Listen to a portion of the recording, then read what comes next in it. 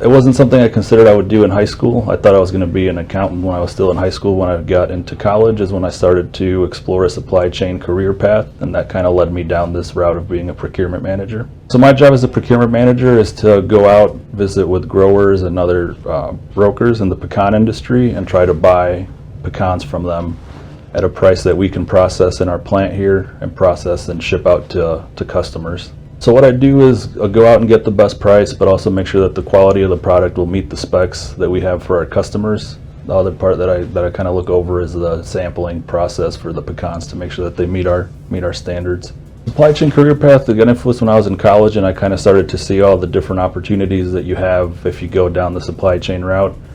If you get a supply chain background, you don't necessarily have to be going into a specific industry. Every company all over the world has a supply chain department, so whatever industry you want to get into with the supply chain background, you can go ahead and work in whatever industry you want to, based on where your supply comes from or where you ship product out of. If you're shipping internationally, maybe you get to go visit the ports or the customers in other countries.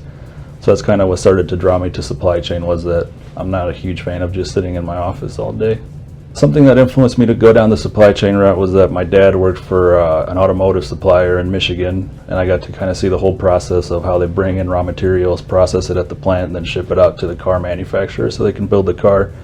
And that was always very interesting to me, of seeing that entire process of how you have to plan the supply chain flow of materials to make sure that you get an end product to a customer. And that was kind of my first introduction to it. It seemed very interesting, like it wasn't going to be the same thing every day. Things are always changing. You're never buying the product from the exact same location, and you're never shipping to the same customers. The qualifications to get into the supply chain business and to keep moving up is a 4-year bachelor's degree from a college.